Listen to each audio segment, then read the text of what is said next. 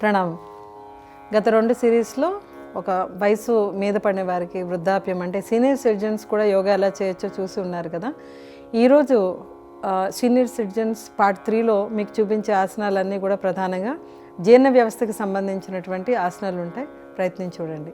So senior సిటిజన్స్కి యోగాలో భాగంగా ఈరోజు మరికొన్ని ఆసనాలు చూద్దాం. మంచం మీద పడుకొని ప్రశాంతంగా ఎలా చేసుకోవచ్చో. లెగ్ రేస్ చేస్తూ మీరు ఇప్పుడు రొటేషన్ చేస్తారు. చక్రపాదాసనం. మీరు సింగిల్ బెడ్ అయితే కనుక పరుపుని ఈ విధంగా పట్టుకొని చాలా రిలాక్స్డ్గా చేయొచ్చు. ముందుగా ఇప్పుడు కుడికాలతో మొదలు పెట్టాలి. Clock wise direction and anti clock wise direction. సవ్య దిశలో అపసవ్య దిశలో రెండు కూడా ప్రయత్నం చేయాలి. చేయగలిగితే చేయండి. ఒకవేళ ఇది కష్టంగా ఉంటే రెండో కాలు మడిచి కూడా చేయొచ్చు. ఇప్పుడు ఎడమ కాలు చేయండి. చేసేటప్పుడు కష్టం అనిపిస్తే రెండో కాలు చేయొచ్చు. ఇవన్నీ కూడా పవనముక్త సిరీస్ అని అంటాము. శరీరంలో ఉండేటువంటి గ్యాస్ పోవడానికి, మీకు ఒకవేళ గ్యాస్ట్రిక్ సమస్యలు ఉన్నా, లేదా ఆసనం ద్వారా గ్యాస్ ఎక్కువ పోతున్నా, లేదా పులిత్రేని పులుస్తూ ఉన్నా, ఇవన్నీ ఏంటి జీర్ణ వ్యవస్థలో ఉన్నటువంటి లోపాలు. ఇవి సరిదిద్దుకోవడానికి చక్రపాదాసనం కూడా మీకు ఉపయోగపడుతుంది. మీరు చేయగలిగితే 2 కాళ్ళు పెట్టి కూడా చేయొచ్చు. వాజీ చేస్తారు. 2 కాళ్ళు పెట్టి కూడా చక్రపాదాసనం clockwise anticlockwise డైరెక్షన్లో స్ట్రైట్గా పెట్టి ఇందులో ఎత్తేటప్పుడు గాలి తీసుకోవచ్చు, వదిలేటప్పుడు గాలి వదిలిపెట్టచ్చు. గాలి తీసుకుంటూ గాలి వదిలిపెడుతూ ఇందులో కూడా సవ్య దిశలో అపసవ్య దిశలో రెండూ చేస్తారు. మీకు సపోర్ట్ ఏదైనా మంచం ఇలా పక్కకి పట్టుకొని చేస్తే మీకు చాలా ఈజీగా ఉంటుంది. Next pose. ఇది పాద సంచలనాసనం మీరు చేశారు కదా, చక్రపాదాసనం చేశారు. అంతకుముందు ఒక్కొక్క లెగ్ పాద సంచలనాసనం చేశారు. ఇప్పుడు 2 కాళ్ళతో పాద సంచలనాసనం ఎలా చేయాలో చూడండి. పట్టుకొని clock wise anticlockwise డైరెక్షన్లో. అసలు కాళ్ళకి చాలా శక్తి పెరుగుతుంది ఇది డైలీ చేస్తే.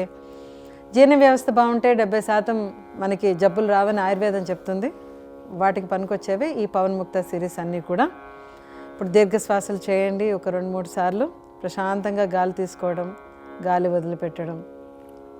మీరు అవసరమైతే 2-3 నిమిషాలు గ్యాప్ తీసుకునైనా కూడా నెక్స్ట్ ఆసనం చేయొచ్చు. ఇప్పుడు పక్కకు పడుకొని ఆసనం ఎలా చేయొచ్చో చూద్దాం. మీ కుడివైపుకు పడుకోండి, ఎడమవైపుకు పడుకోండి. తల కింద చేయి పెట్టుకొని అవసరమైతే కొంచెం ఎత్తుదిండు కూడా పెట్టుకోవచ్చు. కాలుని పైకి కిందకి లేపడం. ముందుగా కుడి కాలుని పైకి కిందకి మీకు ఎంతవరకు రాగలిగితే అంతవరకు చేయండి. ఇలా చేస్తే ఈ తుంటి ఎముక ప్రాపర్గా తన స్థానంలో తను కూర్చుంటుంది. మనం రోజంతా చేసే పనులు ఒక్కొక్కసారి కొంచెం ఇది పక్కకి అటు ఇటు వెళ్ళచ్చు. దాన్ని మళ్ళా సెట్ చేయడానికి ఉపయోగపడే ఇది ఒక కదలిక అనుకోవచ్చు ఈ ఆసనం. ఇప్పుడు ముందుకి మధ్యలోకి, ముందుకి చేయగలిగితే వెనక్కి కూడా బ్యాలెన్స్ ఉంటే కనుక వెనక్కి వరకు కూడా తీసుకుని రావచ్చు. ముందుకు వెళ్తారు, తిరిగి వెనక్కి తీసుకుని వస్తారు. కాలు చాలా ఫ్రీ అవుతుంది ఇందులో. ఇప్పుడు మీ ఎడమ వైపు పడుకుని కూడా అలానే చేసి చూపించండి. ఎడమ నుంచి కుడివైపుకి తిరగండి. ఎడమ కాలుతో చేసి చూపిస్తారు. ఇప్పుడు మెల్లగా మీరు మధ్యలోకి సర్దుకొని తల కింద చేయి పెట్టుకుంటారు. 2 కాళ్ళు తిన్నగా పెట్టుకొని ఫస్ట్ అప్ అండ్ డౌన్, పైకి ఎత్తడం, దించడం. మీ ఛాతీ ముందు ఇలా చెయ్యి ఉండటం వల్ల శరీరం అటు ఇటు ఊగిపోకుండా కదలికలు లేకుండా ఉంటుంది. తిన్నగా పెట్టుకొని కాలు పైకి కిందకి, పైకి కిందకి చేస్తారు. తర్వాత ముందుకి వెనక్కి. ఇందులో శ్వాస తీసుకోవడం వదలడం గురించి పెద్దగా మీరు ఆలోచన చేయనవసరం లేదు. జస్ట్ కదలికలు ఉంటే చాలు. ముందుకి మళ్ళా వెనక్కి, ముందుకి మళ్ళా వెనక్కి. ఇప్పుడు పొట్ట మీద ప్రశాంతంగా పడుకొని మకరాసనంలో రిలాక్స్ అవ్వండి. గడ్డం కింద చేతులు పెట్టుకుంటారు. ఒకవేళ మీకు ఏమైనా సర్జరీస్ అయి ఉన్నట్టయితే కనుక అవి 6 నెలల తర్వాత అయితే చాలా ఈజీగా చేసుకోవచ్చు. ఏమి ఇబ్బంది అనిపించదు. మోచేతులు ఇంకొంచెం ముందుకు పెట్టుకోండి.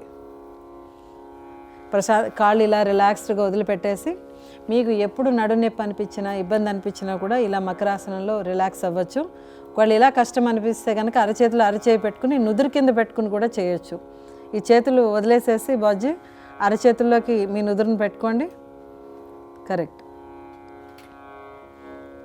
ఇలా దీర్ఘశ్వాసలు చేసినట్టయితే మీకు తొందరగా లంగ్స్ కూడా తన కెపాసిటీని మళ్ళీ పెంపొందించడానికి అవకాశం ఉంటుంది. మీకు గుర్తుందో లేదో, కోవిడ్ టైంలో ఒకవేళ సాచురేషన్స్ తగ్గితే ఇలా కూడా పడుకోబెట్టి కొంతసేపు శ్వాసను తీసుకోమని చెప్తూ ఉండేవాళ్ళు.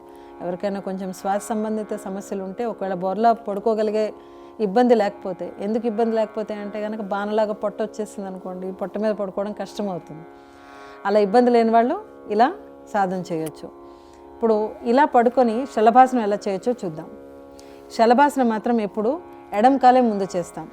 ఎడమ కాలు మెల్లిగా పైకెత్తండి. ఇలా చేతులు పక్కకు పెట్టుకుని చేయొచ్చు, లేదా తల కింద చేతులు పెట్టుకుని కూడా చేయొచ్చు. దీనివల్ల నడుం భాగం స్ట్రెంగ్త్ పెరుగుతుందండి. నడుముకి స్ట్రెంగ్త్ చాలా అవసరం. నడుము వంగిపోకుండా ఉంటుంది, నడుము నిటారుగా ఉంటుంది. ఇలా ఒక 4-5 సార్లు చేసిన తర్వాత శ్వాస తీసుకుంటూ పైకి, శ్వాస వదిలిపెడుతూ కిందకి, శ్వాస తీసుకుంటూ శ్వాస వదిలిపెడుతూ, మీరు చేతిని ఎలా అయితే పక్కన పెట్టారో దాని మీద బరువు వేసుకుంటూ దాని సపోర్ట్ తోటే ఇది చేస్తారు. ఒకవేళ ఇలా కష్టమైతే కనుక తల కింద ఇలా అరచేతులు పెట్టుకుని కూడా శలభాసనం చేయొచ్చు. ఇప్పుడు మళ్ళా చేతులు ముందుకు పెట్టుకుని రిలాక్స్ అవ్వండి. 2 కాళ్ళు చేస్తారా? చేయండి. 2 కాళ్ళు కలిపి కింద బిగించిన పిడికిల్ని కింద పెట్టుకొని 2 కాళ్ళు పైకెత్తి దించుతున్నారు. ఎట్టి పరిస్థితుల్లోనూ నడుము వంగడానికి అవకాశం లేదు ఈ ఆసనం చేసినట్టయితే, ఎంత వయసు వచ్చినా కూడా. కాళ్ళు 2 శ్వాస తీసుకుంటూ పైకెత్తి కొంతసేపు ఉంచుతారు, మళ్ళీ వదిలిపెట్టేస్తారు. శ్వాస తీసుకుంటూ మళ్ళీ వదిలిపెడుతూ. ఇప్పుడు కొంతసేపు అలానే బోర్లా రిలాక్స్ అయిపోండి. శ్వాస తీసుకుని వదిలిపెడుతూ ఉండండి. ఇప్పుడు భుజంగాసనం చూద్దాం. చేతులు 2, అరచేతులు 2 భుజం కిందుగా కొంచెం దూరంగా పెట్టుకోవాలి. పెట్టుకొని శ్వాస తీసుకుంటూ ఛాతీని, తలని పైకి లేపాలి. చిన్న వయసులో ఉండి చేయగలిగే వాళ్ళకి భుజంగాసనం చేయించే విధానం వేరుగా ఉంటుంది. ఈ వయసులో ఉండి చేసేటప్పుడు పూర్తిగా ఎత్తాలనే కంపల్షన్ కూడా ఏం లేదు.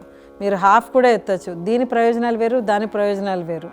ఇప్పుడు సగమే చేసి చూపించండి భుజంగాసనం. ఇలా చేస్తున్నప్పుడు మీకు ఎక్కువగా నడుము కింద భాగం అంటే లంబార్ రీజియన్ అంటాం కదా, వెన్నుముకలో ఆ ప్రదేశంలోకి ఎక్కువగా స్ట్రెంగ్త్ పెరుగుతుంది. నడుము మీద పడేటువంటి ఒత్తిడి తగ్గుతుంది. వీలైనంత మటుకు ఈ వయసులో సోఫాలో కూర్చోవడం కూడా తగ్గించాలి, లేదంటే నడుము వంగిపోయే ప్రమాదం ఉంది. Very good. శ్వాస తీసుకుంటూ పైకి, శ్వాస వదిలిపెడుతూ కిందకి. ఒక 2 సార్లు శ్వాస తీసుకుని వదిలిపెట్టండి, అలాగే ఉండి.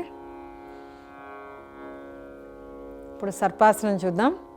చేతులు 2 ముందుకు చాపుకొని, దీన్ని నౌకాసనం అని కూడా అంటారు. చేతులు కాళ్ళు 2 కూడా పైకి లేపుతారు. ఉంచగలిగినంతసేపు ఉంచుతారు, మళ్ళీ ఈజ్ చేస్తారు. నౌకాసన, కాళ్ళు చేతులు పైకి. ఇంకొకసారి చేసి విశ్రాంతి తీసుకోండి. ఇది కొంచెం అందరికీ సులభమైనటువంటిది కాదు, మీకు వీలైనప్పుడే చేయండి. రిలాక్స్, అలాగే పడుకొని దీర్ఘశ్వాసలు చేస్తూ ఇలా పడుకొని చేసేది కూడా, దీన్ని కూడా మనం విశ్రాంతికి ఉపయోగించుకుంటాం. జ్యేష్ఠాసనం అని అంటాము. గమనించారు కదా? ప్రయత్నించి చూడండి. చూసారు కదా ఎంత ఈజీగా బెడ్ మీద పడుకుని మీరు జస్ట్ చేతులు పక్కన పెట్టుకుని ఎలా చేయొచ్చో. ఇందులో మీకు ఎంతవరకు వీలైతే అంతవరకు చేయండి, కానీ చేయడానికి ప్రయత్నం చేయండి. క్రమంగా చేస్తూ ఉంటే మీకు చేయడంలో అదే ఈజీ అనిపిస్తుంది. చేయగా మీ నడకలో మార్పు కనపడుతుంది, మీ ఆరోగ్యంలో అనేక మెరుగుదలలు కనిపిస్తాయి. ప్రయత్నించి చూడండి. స్వతంత్ర భక్తి యూట్యూబ్ ఛానల్ని సపోర్ట్ చేయండి. మీకు ఈ వీడియో నచ్చితే లైక్ చేయండి, మీ స్నేహితులకు, శ్రేయోభిలాషులకు షేర్ చేయండి, మీ అభిప్రాయాలను కామెంట్ చేయండి. సబ్స్క్రైబ్ చేయడం మాత్రం మర్చిపోకండి. స్వతంత్ర భక్తి YouTube channel. Please like, share and subscribe.